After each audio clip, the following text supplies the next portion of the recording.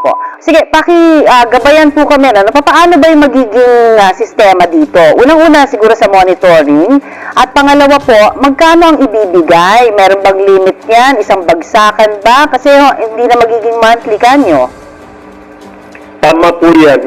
Right now, base po sa meeting namin ni Secretary Rex Gatchalian last week, actually, nagpapasalamat nga ako kay Secretary Rex kasi nung tayo nakaupo dyan noong 2022 after pandemic, nasa 4.4 million ang nasa 4Ps at may backlog na 800,000.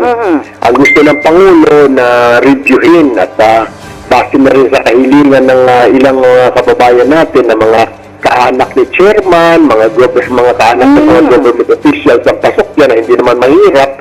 So, ni-review natin pero umiyak yung mga 4Ps members at umiyak yung urban poor. Sabi nila, baka pwedeng after pandemic na lang. So, pinagbigyan natin. So, ito na nga, nang nag-take over na si Secretary Rex at papag-graduate ng 1.4 million. Ito, so natitira na lang ngayon 3 million doon sa listahan. Ngayon, by 2026, kailangan graduate na rin yung 2 million kasi sobra na sila sa 7 years. Ang problema ngayon yung aftercare, di ba? Anong ibibigay natin pag-graduate nila? Yun ang problem. Tapos, anong gagawin dito sa 1 million? Tapos may mga naka-standby ngayon ng 800 to 900,000 na gusto pumasok sa 4Ps. Dito na papasok sa ating mungkahe na, sige, ganito na lang.